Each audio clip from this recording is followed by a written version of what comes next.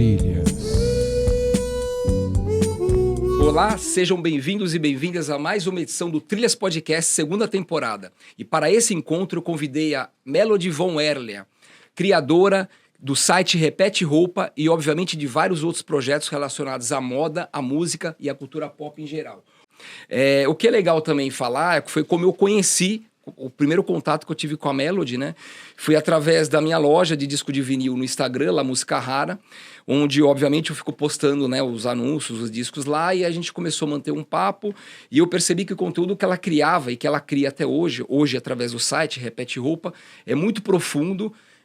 Não envolve só um tema, uma década, um estilo ou um disco específico. Ele vai muito além disso, né? Uma pesquisa realmente bem profunda que ela faz.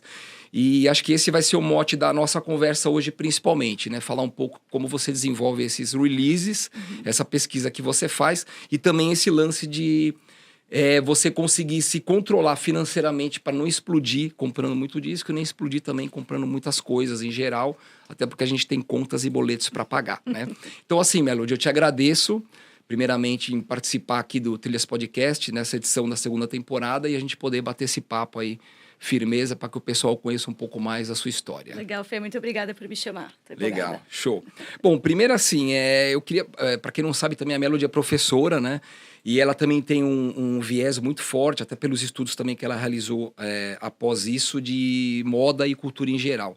Então, assim, para o pessoal também poder se inteirar e eu também poder entender isso, que é uma dúvida minha, como que esses assuntos se cruzaram em algum momento, né? O lance da pedagogia com esse lance de moda, de cultura e arte em geral. Se é que se cruzaram e como que esses rolês diferentes se encontram em algum momento, né? Eu acho que, não sei se eles se cruzam exatamente, mas duas coisas que sempre tiveram muito presentes na minha vida foi a questão da moda, não da moda da loja, mas da expressão visual através das nossas escolhas de roupa, e da literatura. Eu sempre li muito desde criança e eu sempre gostei de roupa e de criar imagens com roupa desde criança. Legal. E aí, quando eu cheguei na adolescência, naquela época que você precisa começar a escolher uma carreira, o que você vai estudar, eu tinha esses dois caminhos que eu pensava. Então, um era isso da moda e o outro era fazer letras e virar professora. Eram as duas coisas que eu tinha na minha cabeça.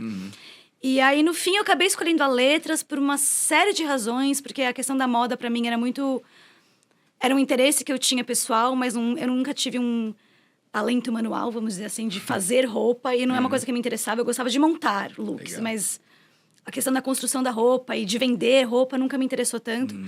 E a questão da literatura me parecia que tinha menos esse viés do tipo, eu tenho que fazer algo e vender algo. Eu posso só ler livros e estudar livros e ensinar coisas sobre livros. Legal. E aí eu acabei indo fazer letras na faculdade e virei professora. Me deram a ser professora de literatura. Acabei virando professora de inglês, foi todo um caminho muito louco, mas a moda nunca saiu da minha vida, assim. Eu sempre quis ter um estilo que era meu, eu sempre gostei de me expressar através da moda, sempre me interessou visualmente, e aí entra a música também. Pessoas que se expressavam através da moda, que mostravam ser diferentes da massa, do jeito que fosse, através dessa coisa da imagem. Isso sempre chamou minha atenção desde criança. Na adolescência cresceu muito mais quando eu realmente descobri os movimentos de contracultura, a música no geral.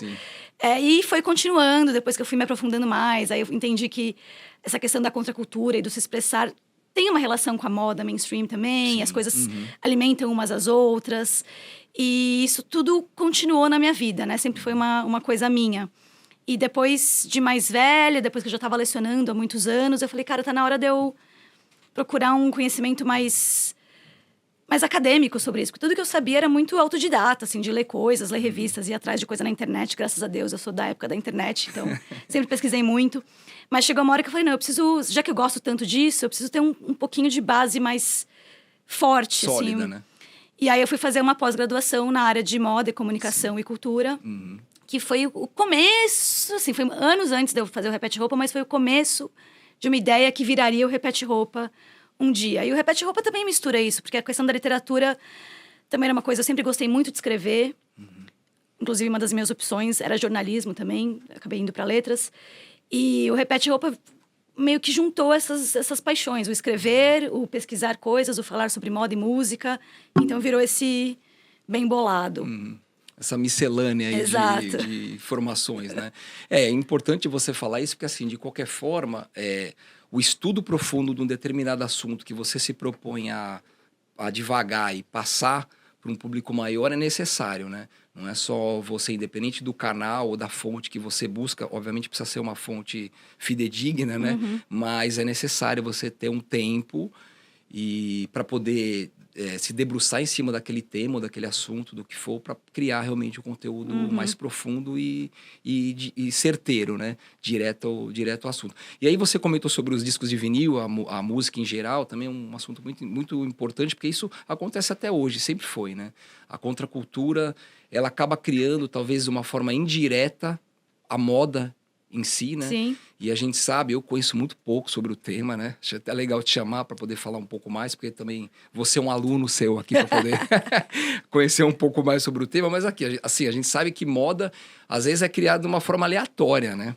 Na real, né? A gente tem vários exemplos, principalmente da cultura hip hop e tal, né? Que o pessoal usava, cara, umas roupas, sei lá, às vezes nem por opção, porque não tinha mesmo o que usar.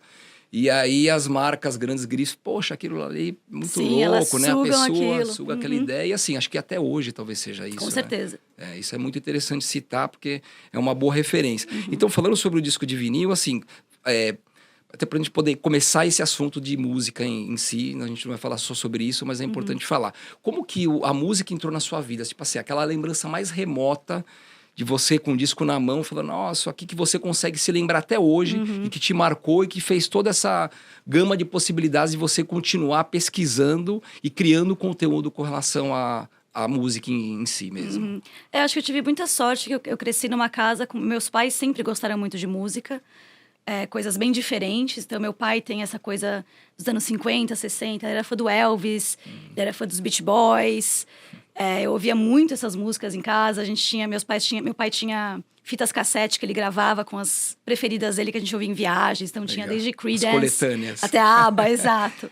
E isso já me mergulhou nesse universo, assim. Se eu ia em algum lugar, em algum restaurante que estava tocando Beatles, eu falava, é a música do meu pai, tá tocando. E a minha mãe tinha uma outra vertente. Minha mãe viveu os anos 80 aqui no Brasil, então ela gosta da Rita Lee, ela gosta de Paralamas. Bem eclético mesmo. Super. Então foram duas fontes muito importantes pra mim, assim. Acho que até hoje, tudo que eu gosto volta pra isso, assim, pro gosto da minha mãe e do meu pai. E na minha casa, quando eu era criança, apesar de que meu pai é uma pessoa muito... Ele é muito rápido em aceitar as novas tecnologias e descartar as antigas. Então, quando eu era adolescente, comecei a gostar de vinil, comprar vinil. Meu pai falava, mas por que você está comprando vinil? Vinil é um negócio do século passado. Ninguém ouve mais isso. Mas tinha em casa o que sobrou da coleção de vinil dos meus pais. Até trouxe alguns aqui. Legal. Que foi meu primeiro contato com vinil. Então, por exemplo, esse do Monkeys. Pode mostrar já? Como é que é? Pode mostrar. Esse do Monkeys era um vinil que era do meu pai, tá bom? Assim, gente. Foi um dos primeiros vinis que eu vi. Esse aqui eu acho que eu comprei de você. Foi. Esse era, inclusive, da minha coleção. Disco que eu trouxe de fora do Brasil. É super legal. Eu comprei esse porque meu pai amava essa banda. Que legal, olha só. Eu ouvia e nem muito era tão esse disco. conhecida na época. Ele tinha os CDs, os best of. Que é da Buddha Records, acho que é. E aí também muitos discos do Ventures tinha na casa dos meus pais. Isso muitos eu tenho na que lojinha, sobraram. isso aí, pessoal. Você sempre vende os disponível. Ventures, eu vejo. Eu não tenho nem como amar os Ventures, né? Maravilhoso. E os Beach Boys, que esse aqui também era do meu pai. Olha que legal, do seu pai. Então é de época mesmo. Sim, são daquela época. Poxa, são que sobraram, massa. assim, que é muita sorte ter sobrado. Porque meu pai substituiu tudo por fita cassete muito rápido, depois por CD muito rápido. Então tinha muito CD em casa também, das coisas que ele gostava. Beatles, todos os CDs dos Beatles. Mas se fosse hoje, ele ia se arrepender, hein? Porque essa mídia aqui... Até hoje, eu falo pra ele, pai, os vinis estão super em alta. Ele fala, imagina, isso é uma besteira. Ele é super de descartar o antigo e aceitar o novo. Bom pra você, né? Pois é. Sobraram esses... Alguns, né? Tem outros em casa, assim, mas... Minha primeira... contato com vinil foram esses discos do meu pai, essas bandas que meu pai ouvia. A minha mãe não tinha muitos vinis mais. Até tem alguns em casa dela, mas umas coisas mais... Tem Chico Buarque, umas coisas que eu guardei mais porque eram dela e que nem ela realmente liga muito. Mas esse foi o meu primeiro contato com música. E daí, pra eu entender que essas bandas faziam parte de um contexto cultural muito especial, muito diferente. Foi, assim, um passinho. Eu também mergulhava muito no armário da minha avó. Então, assim, tá tudo... Moda e música, pra mim, são muito relacionados. Porque eu via aquelas roupas... Minha avó guardou tudo que ela tinha. Que legal. Desde sempre, assim. Então, tinha roupas dos anos 40, dos anos 50, dos anos 60. E aí, eu fui pesquisar. Eu entendia que essas roupas e essas músicas, elas tinham uma relação muito importante. Que tinha a ver com todo um contexto cultural, especialmente norte-americano e inglês, mas não apenas. Mas para mim, naquela época, isso era muito importante. E foi assim que eu comecei a pesquisar. Então, eu comecei assim, pesquisando o que era Beach Boys, quem foram esses caras. Descobri o Brian Wilson, descobri a relação com Beatles, o que era essa suposta competição entre eles. Legal. Daí vai para outras coisas, a Cher, o programa da Cher, as roupas que ela usava, a história dela, as músicas que ela cantava. Então, tudo isso fez muito parte da minha formação desde a infância, assim. Tem muito a ver com memória afetiva, com coisas que tocavam na casa da minha avó. Então, acho que é daí que vem muito desse amor e desse interesse por pesquisar sobre essas coisas. Legal. É algo que vem de família já e que você postergou, assim, ao máximo para poder divulgar, né, esse tipo de lembrança e também de conteúdo, né?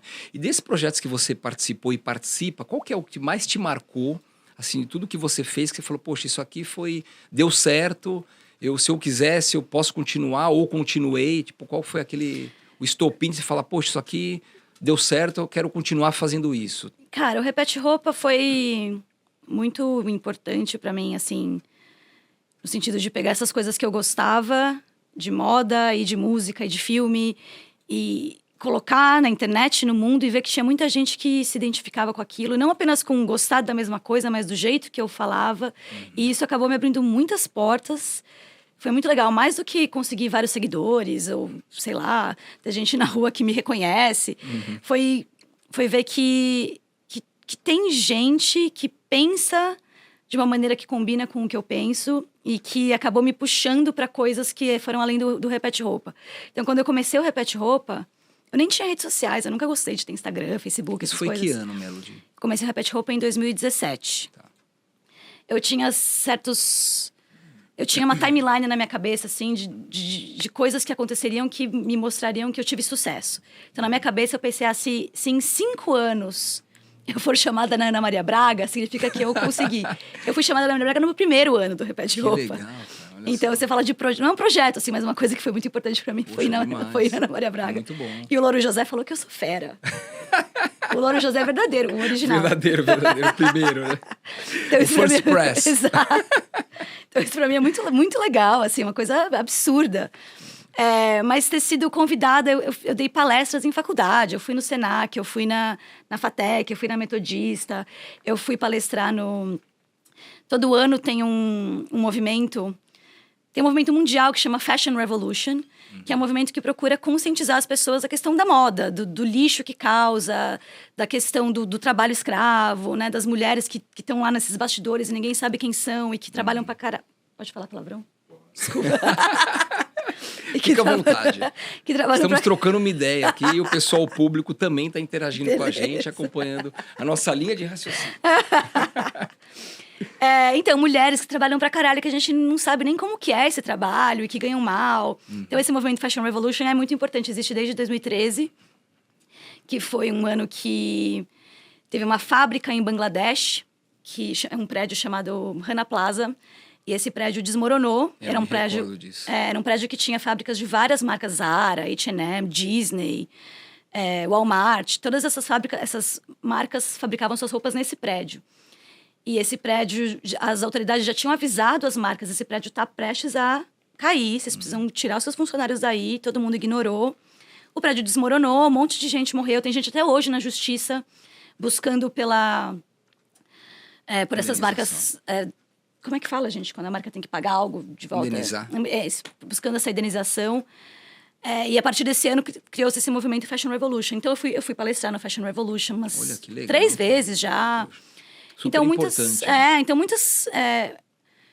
Eu alcancei um público, eu que não sou uma pessoa da moda oficialmente, eu sou da educação, eu sou professora. Então eu consegui chegar num público que não era meu e que valorizou o que eu tinha para dizer. Isso é muito legal. Eu fui... E aí depois, quando eu comecei a falar mais sobre música, sobre cultura pop, sobre filme, comecei a expandir bastante o meu conteúdo. Eu fui chamada para escrever, eu escrevia numa página chamada Fresh People, que era uma página que existe ainda até hoje no Instagram.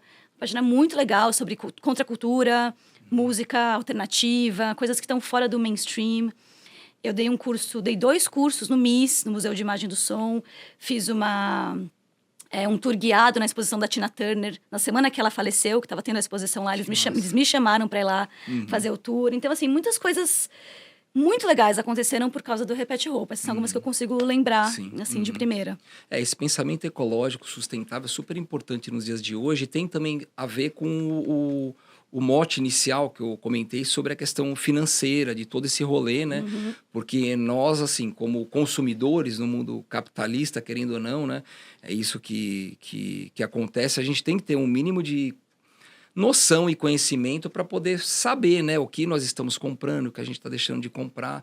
Porque, querendo ou não, cara, é uma terra que tem limites, né? Sim. Principalmente com relação à natureza e a recursos naturais, né? Isso é muito importante. Aliás, é um dos motivos também que eu te chamei aqui para bater esse papo, que é uma coisa que me atrai muito a atenção e que todo mundo tem que ter esse tipo de preocupação e conhecimento. Quando você cria esse tipo de conteúdo, Melody, como você inicia essa pesquisa? Assim, existe um passo a passo, um tempo definido, algo que você, poxa, vou começar pesquisando aqui, ali, e agora vou buscar um vídeo, vou buscar uma imagem? Como que é esse processo de criação desse tipo de... O meu processo é bem caótico. Então, tem vezes que... Às vezes está rolando um assunto no momento que se relaciona com algo que eu gosto. Eu falo, eu consigo falar sobre isso e trazer uma visão um pouquinho diferente do que está sendo falado. Então, por exemplo, quando teve...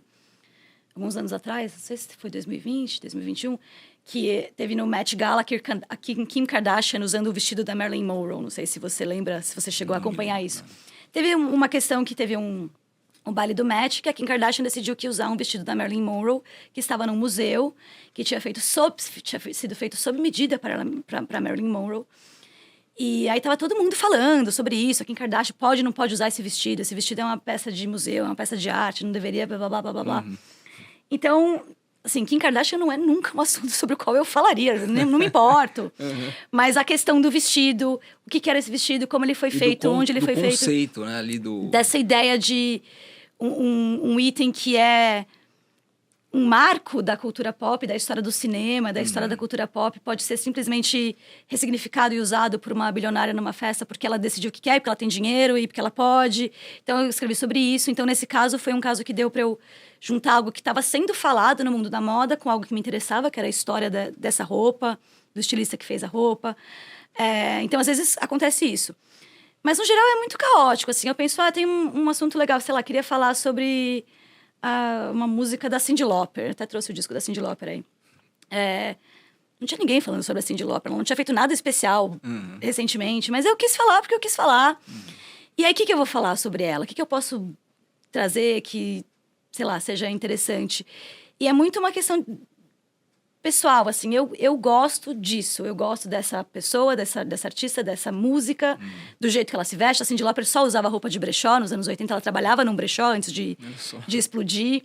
As roupas do primeiro disco, posso mostrar? Claro, claro. Então essa roupa inteira aqui que ela tá usando na capa do disco era do brechó onde ela trabalhava. E essa saia ela escolheu porque era uma saia era a mesma saia que uma atriz dos anos 50 tinha usado, que ela gostava. Uma saia de plástico? É uma saia de tule, na verdade, que não dá para ver tule, direito sim. na foto. Essa capa é uma fotografia da Anne Leibovitz, então é uma fotógrafa super importante. Atrás ela tá com sapatos que tem a sola do Van Gogh, que foi ela mesma que pintou essa sola. Olha só, que legal. Então, tinha muitas histórias legais na capa desse disco que eu queria falar, mas eu também queria falar sobre a música, sobre por que ela gravou, por exemplo, Girls Just Wanna Have Fun, da onde veio. E foi simplesmente porque era uma coisa que, naquele momento que eu fiz o vídeo, estava na minha cabeça, eu estava curtindo, e foi um vídeo que deu super certo, assim, eu não imaginava. Então, muitos dos conteúdos que eu pensava vinham muito do tipo, eu quero falar sobre isso agora e eu vou falar. E outras vezes era tipo, eu lia um negócio e falava, isso aqui é interessante. E ficava guardado no fundo da minha cabeça. E, de repente, aparecia uma outra notícia que se relacionava. Eu falava, nossa, eu posso juntar isso com aquilo e vai ficar um vídeo interessante. Então, teve Um dos últimos vídeos que eu fiz, por exemplo, foi um vídeo sobre as meninas superpoderosas. Eu vi, muito legal. Então, esse vídeo demorou anos pra fazer, porque a primeira coisa que eu vi sobre as meninas superpoderosas foi sobre a roupinha delas, que era inspirada numa coleção do Pierre Cardin dos anos 60. Olha só. Isso ficou guardado, eu falei, legal. E aí depois, anos depois, eu vi uma questão sobre... Olha que loucura, a decoração da casa onde elas moravam e que tinha itens que tinham sido icônicos nos anos 60 de decoração. Eu falei, eu posso juntar tudo isso e ver se sai alguma coisa. Conteúdo, alguma matéria. Então, às vezes, o negócio fica lá, cozinhando na minha cabeça, até eu achar um gancho que deslancha. Legal. Então, é meio caótico. É caótico. Eu tentei entender, né, a palavra caótico no processo, mas agora eu consigo entender. Tipo, você separa em caixinhas no seu cérebro. Sim, e aí uma hora guarda sai. aqui essa informação. Veio outra. Agora sim tá na hora de abrir a gaveta e soltar essa informação. Exatamente. Legal. Ainda com relação ao Repete Roupa, a gente sabe que o site existe ainda, tá no ar, né? E dentro dessa linha do tempo, da timeline do Repete Roupa, quais foram os acontecimentos mais importantes? Você citou alguns aqui, né? Sim. Mas se você puder colaborar assim mais, né, com relação a essa linha do tempo, desde quando foi criado até hoje em dia, tipo, quais foram os ápices de acontecimentos baseado naquilo que você colocou no site Repete Roupa? Eu acho que o primeiro ano do Repete Roupa foi muito importante, que foi o começo do meu projeto, que realmente era Repete Roupa, eu pegava uma roupa... Foi um ano que eu passei, foi um projeto pessoal que eu tive. Depois de fazer minha pós em moda, depois de tentar trabalhar nesse mundo de redação de moda, eu cheguei a trabalhar como jornalista numa redação de moda. Muitas coisas me incomodaram, a questão de todas as pautas tem que ter a ver com a jaqueta que foi lançada agora, o tênis que todo mundo tem que comprar. Isso me incomodava um pouco. E depois disso eu entrei numa fase, foram uns 2 anos, de 2015 até o começo de 2017, que foi quando eu fiz o Repete Roupa, de descobrir um movimento na internet que chamava Consumo Minimalista, que era uma galera que se propunha a não consumir nada que não fosse essencial para a nossa sobrevivência. Então, alimentação, limpeza, higiene, transporte. E é isso, você tem filhos, o que precisa ter para os filhos, mas mais nada. Tipo, eu fui numa lojinha e vi uma caneca bonitinha. Não vou comprar. Não almoçava fora, não tomava café fora, levava o café de casa para o trabalho. E teve um blog em especial de uma moça canadense que fez essa jornada de 2 anos sem consumir nenhum supérfluo. Eu li o blog dela inteiro. Eu li, assim, da primeira postagem até a última e me encantou. Que ela falava, eu finalmente entendi que dá pra ser feliz sem comprar coisa. E naquela época que eu falei, nossa, é verdade, dá pra ser feliz sem comprar coisa. Que foi quando eu fiz o Repete Roupa. Então, a ideia do Repete Roupa foi passar 1 ano sem consumir supérfluos. E só que eu queria dar o meu toque pessoal, que é a questão da roupa, da moda, de se expressar através do vestir. E mostrar se a gente dá pra se expressar sem ter que consumir o tempo todo, comprar roupa o tempo todo.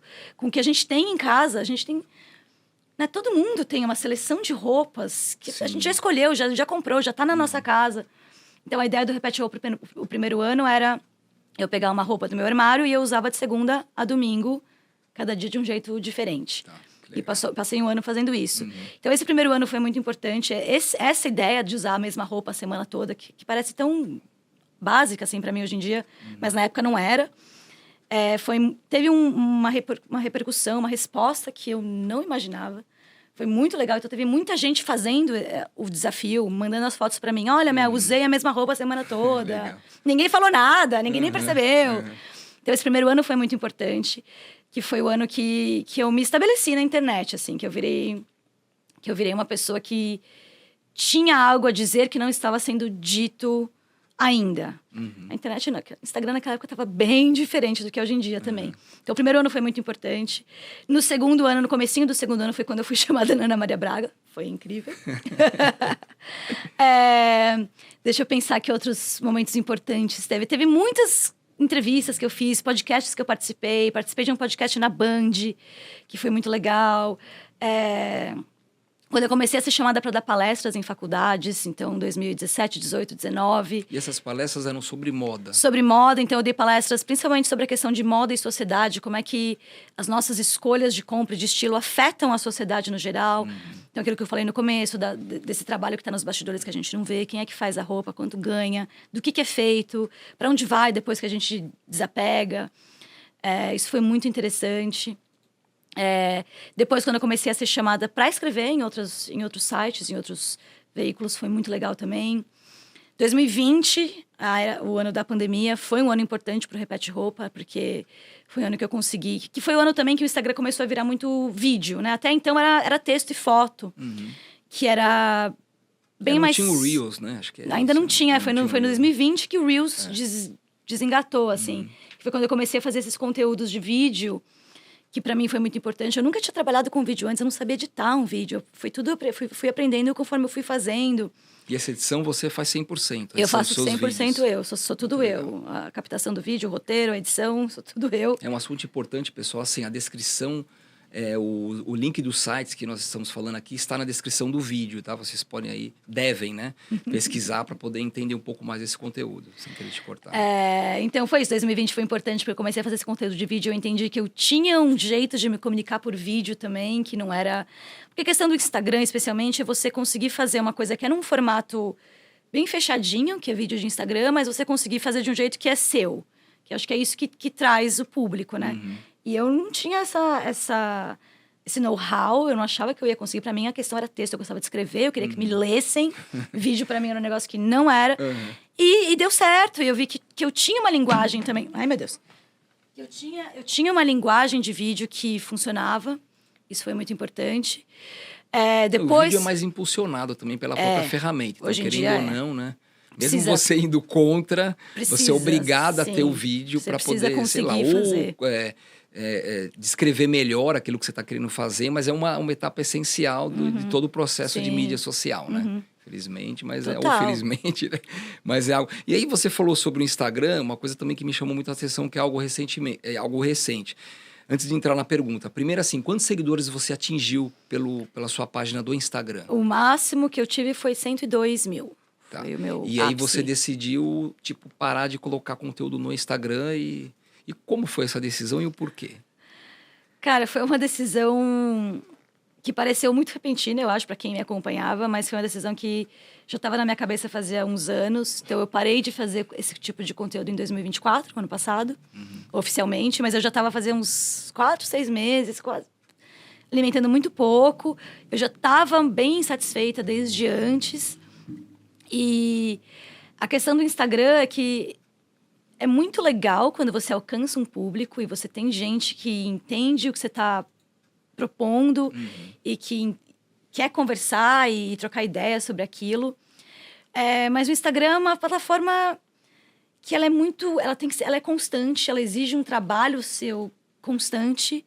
Você tem que postar todo dia, você tem que ter uma ideia incrível todo dia. Você tem que lidar com a questão do algoritmo. Tal do engajamento, né? Exato, o algoritmo.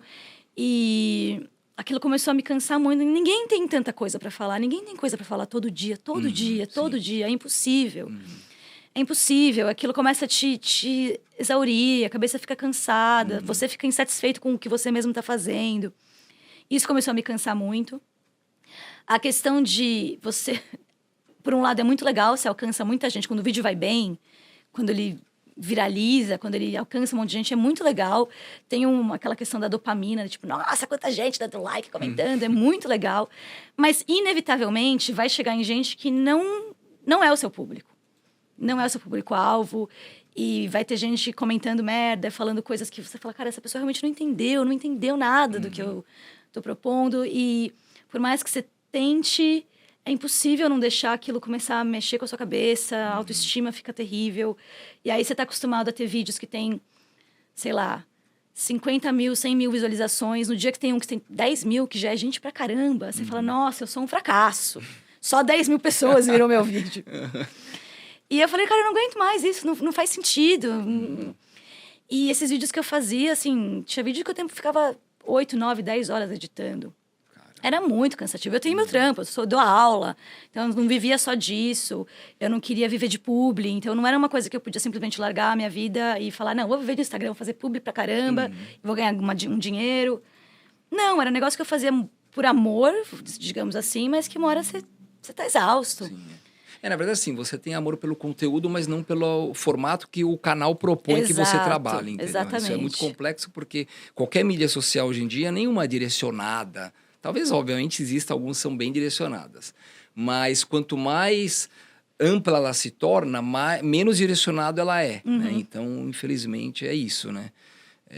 Talvez se você tivesse um canal direcionado para aquilo que você fala, você nunca ia atingir 102 mil seguidores ou nem 10 mil views nos seus vídeos como melhor cenário, entendeu?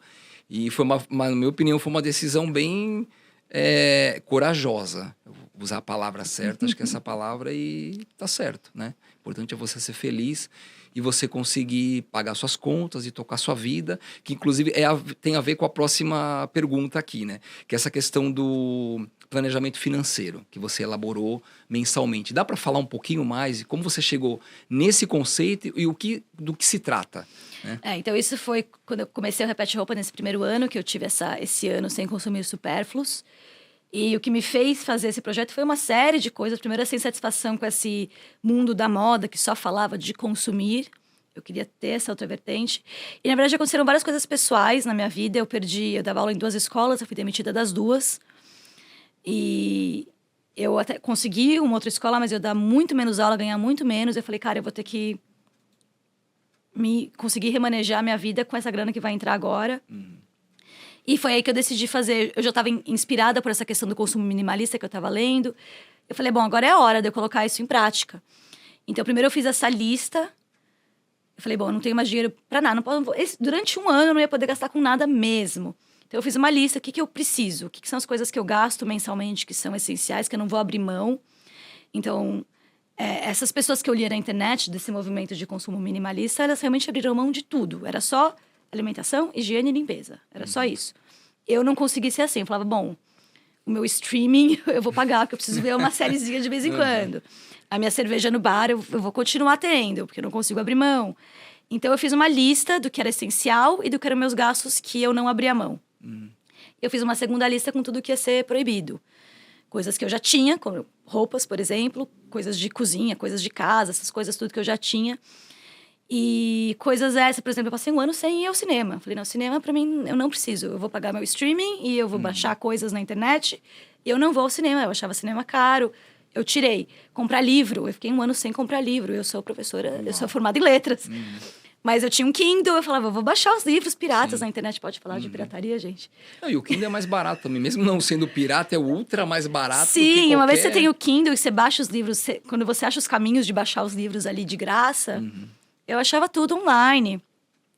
E durante esse primeiro ano, eu fiz essa organização financeira no sentido de que eu anotava tudo que eu gastava dessa lista de gastos essenciais para eu saber quanto por mês isso tudo me levava. Tá. Porque a ideia era que no segundo ano do Repete Roupa, eu já ia ter esse planejamento. Eu sei que durante um ano eu gastei X reais de desodorante, então eu vou ter X reais guardados para gastar de desodorante.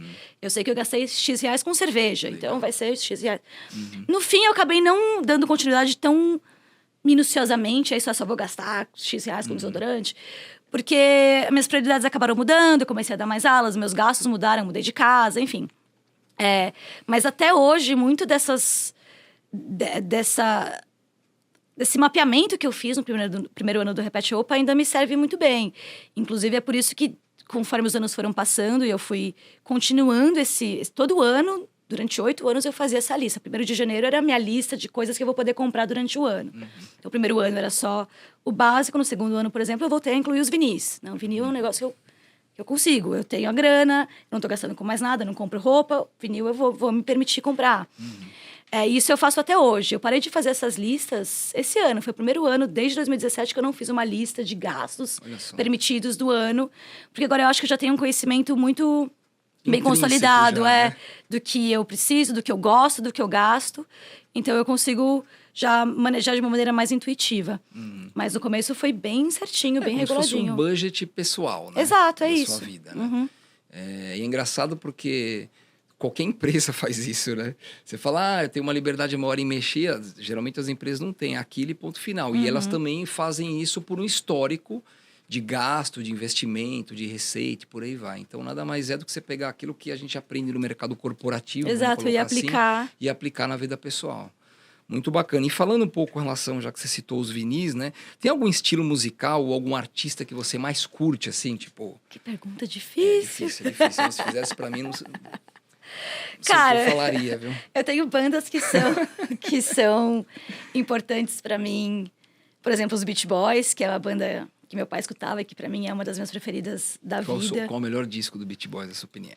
Atualmente eu acho que é o Holland. Pra mim é o meu preferido. Caramba, olha só. Claro que tem o Pet Sounds. Pet Sounds é imbatível, Sim. é maravilhoso. Mas pessoalmente, pra mim, o Holland é muito maravilhoso. Eu tenho Holland na minha coleção. Por coincidência, eu Ah, tenho há eu muito tenho. tempo. Não, mas assim, foi um desses discos que... Não sei se eu herdei de alguém ou se eu achei num sebo muito barato. Eu não tenho lembrança de quando eu consegui. Mas eu me lembro que esse disco que eu peguei ele na mão, eu morava com meus pais faz muito tempo atrás. O que mais me chamou a atenção foi a capa, né? Porque a capa é uma doideira, Sim. né? É o barco, não sei nem se é na Holanda, se é um porto holandês aquela foto. Não sei faço se é ideia. também. Mas ele dá mais ênfase a mexida da água ali no porto do que a própria imagem do barco. É como se Sim. fosse sei lá, uma alucinação, vamos colocar Que, assim, né? considerando a época do Brian Wilson, é bem capaz de ter E sido. Holanda também, então tem tudo a ver. Mas interessante você falar, eu vou voltar a escutar esse Ah, disco. eu amo esse disco. Esse disco, Legal. pra mim, é o melhor dele. Então, da minha infância e pré-adolescência, acho que Beach Boys é uma banda muito importante pra mim. Depois, os Smiths. Os Smiths foi a banda da minha adolescência, assim, dos 13 aos 17 anos. É a banda que eu mais ouvi, mais pesquisei, mais li sobre, mais era bitolada. Sabia tudo. Porque essa música aqui, o Johnny Marr se inspirou em tal e tal e tal coisa. A letra, o Morrissey pegou de tal livro. Então, os Smiths é uma banda muito importante. Eu estava, inclusive, lendo essa semana um dos posts que você fez aquela música. Eu não conheço muito de Smiths, mas é uma coisa engraçada, porque quando eu ouvi a música, eu falei, nossa, realmente, o que ela falou faz muito sentido, porque aquilo ficou na minha cabeça, que é a linha de baixo, daquela faixa super conhecida, que foi meio copiada, alguma coisa assim, né? Tudo que eles fazem é uma colagem das referências, especialmente do né? Johnny Marr. É. Porque o Morrissey tinha mais uma coisa da literatura, de ser Sim. intelectual, mas o Johnny Marr tinha referências musicais absurdas, assim, e é uma grande colagem as coisas que ele faz. Que é bem diferente do que ele faz no Smiths, né? Isso que é engraçado. Sim, né? completamente. Ele tinha banda de funk antes Então, dos pois Smiths. essa postagem falava sobre isso Exato. mesmo. Uma linha, tipo, super groove, assim.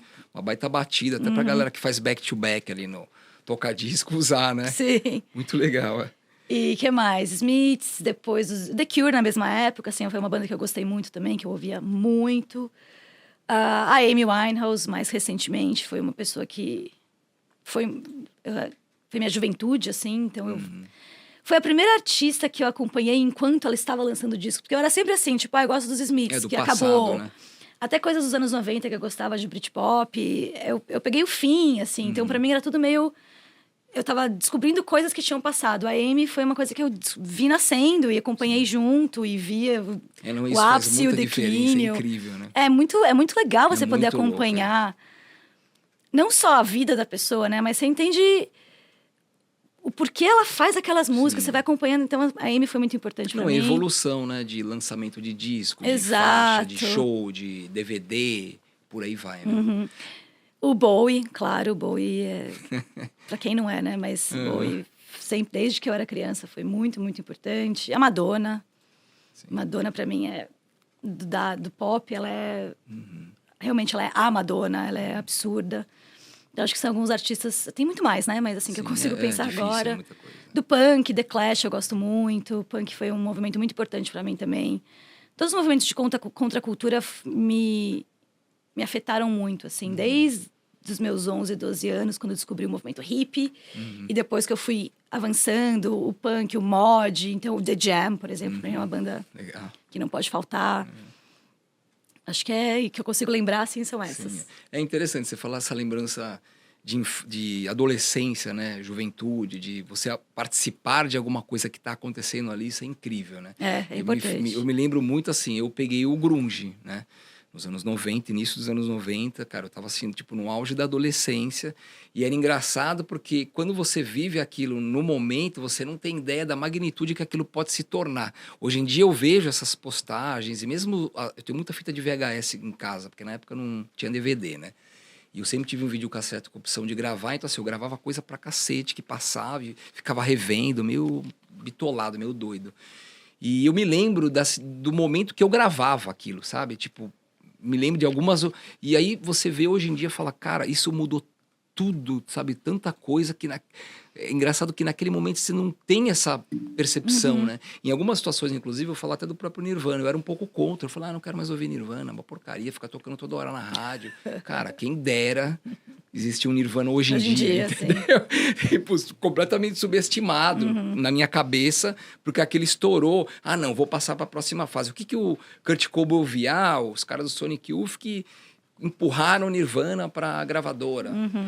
Então vou ouvir Sonic Youth. Tá Mas eu ligado? acho que isso é muito importante, né? Porque mesmo que você rejeite, se você vai atrás das referências, você já tá indo um passo que a maioria das pessoas não vai, né? Exato. Você ir atrás da referência. E aí, o que o Sonic Youth ouvia? Aí você vai atrás. Exato. E você vai descobrindo um leque de coisas que a gente não teria acesso. E essa descoberta, ela é diária.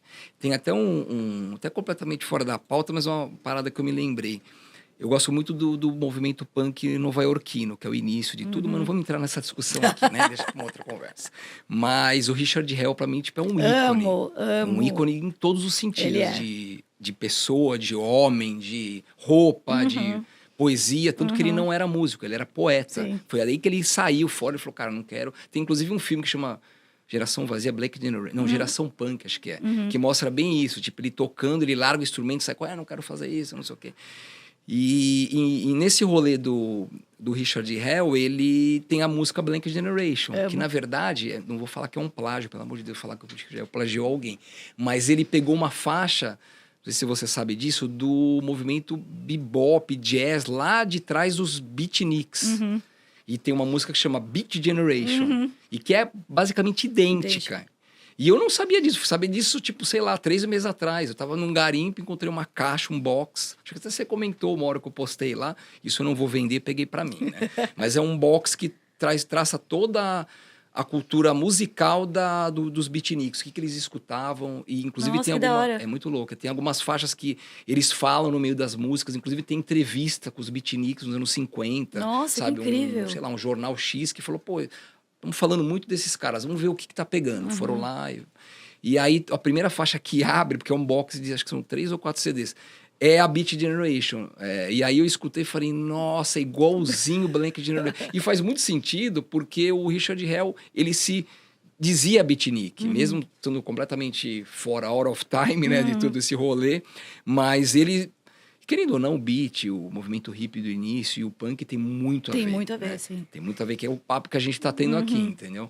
E que deve se perdurar para sempre, porque o lance de você repetir a sua roupa, ou repetir o que for necessário, te traz um nível de criticidade, de criatividade maior do que se você fosse simplesmente seguindo a onda do que todo mundo quer que você faça, do que o Instagram quer que você poste, o tempo que você precisa dar de engajamento, por aí vai.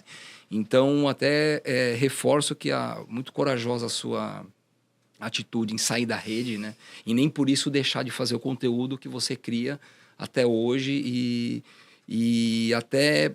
Puxando um pouco para a próxima pergunta, falando do presente e do futuro, quais são os projetos que você está envolvida hoje que talvez aconteçam no futuro breve, se é que você pode falar? Cara, em relação à questão de conteúdo, de internet, eu tô realmente afastada. Eu dei um passo para trás. Eu ainda tenho contatos com esses lugares que eu dei palestras e cursos, então talvez role algum curso em algum lugar, voltar para o MIS, em alguma faculdade. Em escolas, eu dei muitas palestras em escolas regulares para alunos de 4º, 5º ano, falando sobre a questão da moda sustentável, que é um público muito legal, então palestras mais interativas, mais lúdicas. Isso talvez seja uma coisa que eu retome. Mas tudo isso eram coisas que tomavam muito tempo, porque para eu planejar uma palestra para uma turma de 4º, 5º ano, palestra que dura 1h30, são 5, 6 horas de planejamento. O que eu vou falar exatamente? Qual que é a linguagem que eu vou usar com esse público? O que eu vou fazer de atividade para engajar? Porque não dá para só ficar falando por 2 horas. Então, essas coisas tomam muito meu tempo. Então, atualmente, eu estou com projetos que são um pouco mais voltados para a minha carreira como professora. Legal. Então, recentemente, eu comecei a trabalhar como coordenadora na escola em que eu trabalhava. Continuo dando aula, mas subi para coordenação. Então, voltei a estudar, voltei para a faculdade. Estou fazendo uma pós que tem a ver com educação, psicopedagogia e neurociência. Meu plano é continuar estudando nessa área, fazer um mestrado, talvez, e começar a criar... Porque uma coisa é você criar um nome na internet, como influencer, como criadora de conteúdo. que é um público específico, por maior que seja, é um tipo de público. E outra é você ter uma notoriedade, um nome em outros âmbitos, em outras áreas mais acadêmicas, mais sérias, digamos assim. Então, eu acho que eu queria... Meus planos, pelo menos para os próximos 3, 4 anos, são esses, assim, pegar essa minha vontade, minha habilidade de pesquisa e de juntar assuntos e criar uma linha de pensamento que é minha a partir de coisas que eu pesquisei, mas mais voltada para a academia, para uma área que me dê mais notoriedade de outra maneira, que não seja só a internet, sabe? Sim. Então, acho que os meus projetos atuais são mais parecidos com esses. Tá, massa. Não Legal. tanto a internet ou produção de conteúdo. Mas quem sabe ainda depois eu volte, Sim, né? Nunca se sabe. E artistas novos, assim, você costuma escutar? Eu costumo. Tem alguma coisa para indicar, assim, tipo... Cara, novo. Eu escuto muito a banda Haim. São 3 irmãs judias maravilhosas. E tem coisas que não são tão novas, mas que eu acho que se a gente considerar o que a gente estava falando até agora, de Beach Boys e Smiths, são novas. Então tem uma cantora inglesa, Laura Marling, que eu amo muito. Ela é mais dos anos 2010, era do Indies Lizzy, mas ela lança discos até hoje.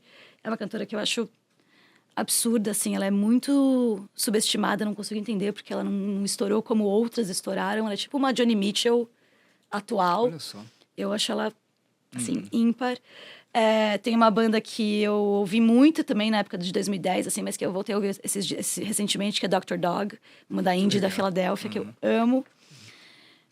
Que mais de coisas novas? Acho que eu consigo lembrar são essas. Deve ter mais coisa, mas que eu consigo lembrar agora é Haim, Laura Marling, Dr. Dog. São 3 bandas que eu escuto bastante. Lembrando que esses artistas e essas artistas estarão na playlist do Trilhas no Spotify. Certo, produção? Dessa vez eu não esqueci de falar isso.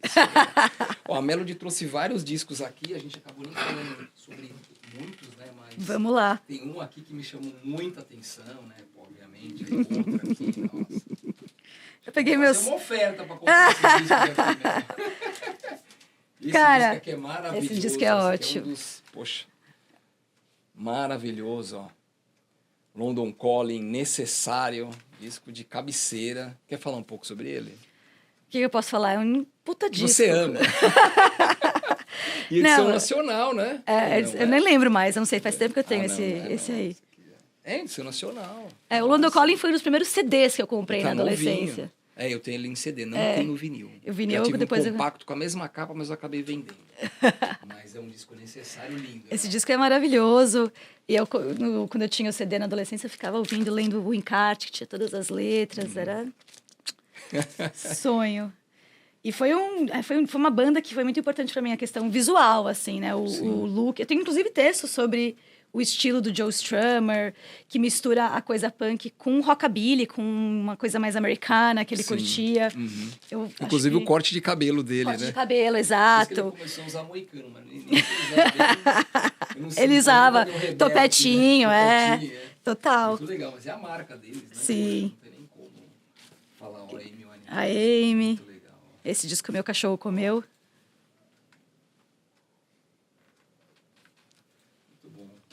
Sua discoteca está aprovadíssima. Não tem nem o que falar. Hagen. Quer falar de mais alguma assim? Deixa aqui? eu ver. Bowie. Smiths. Esse da Suzy 4, eu amo a Suzy 4 também, pra mim. Visualmente, o estilo dela foi muito... É engraçado eu ter a Suzy 4, porque esse look dela de jaqueta de couro, ela usava um macacão de couro também. Quando ela foi fazer a carreira solo... O agente dela falou, não, você não pode mais usar essas roupas são antiquadas, jaqueta de couro, quem usa jaqueta de couro? Ela falou, não, eu vou usar jaqueta de couro, esse é meu look. E esse disco aqui foi um dos primeiros vinis que eu comprei, e eu comprei de presente pro meu pai, sabendo que ele não gostava mais de vinil, aqueles caras que falavam, não, vinil é coisa antiga. Eu sabia que ia ficar pra mim depois. Isso, aquele presente que volta, né? Legal, e tem o Hertz aqui. Tem o Hertz, esse era do meu pai também. Esse era o original do meu pai, dos anos 60. Só de pegar na mão, você já percebe que é a First Press americana. E eu via quando era criança, eu demorei anos pra saber que não era uma banda que existia de verdade, que era um desenho, mas essa história era é muito bem comum na época, né? Bom, legal. Melody, agradeço muito a sua presença, acho que o papo foi bem bacana, desenvolveu, acho que deu para seguir um pouco na linha do que a gente tinha pensado, né? voltando a introdução lá sobre a questão do projeto financeiro e todo esse rolê do que é o Repete Roupa, é muito importante falar, né? O próprio nome já diz do que se trata, mas é importante divagar um pouco mais profundamente para que fique bem claro pro pessoal e que esse projeto seja uma lição da professora Melody aqui conosco, né? Sobre o que nós falamos e, cara, assim, pessoal, fica aberto, né? O convite, o site também está na descrição do vídeo, como eu falei. Então, assim, qualquer contato que vocês quiserem fazer, tanto com o Trilhas Podcast quanto com o Repete Roupa, AK Melody, fiquem à vontade. E agradeço mais uma vez a presença aí, obviamente, da Melody. Obrigado. E também de vocês que participaram aqui conosco e assistiram mais esse projeto do Trilhas Podcast, certo? E até as próximas edições do Trilhas Podcast.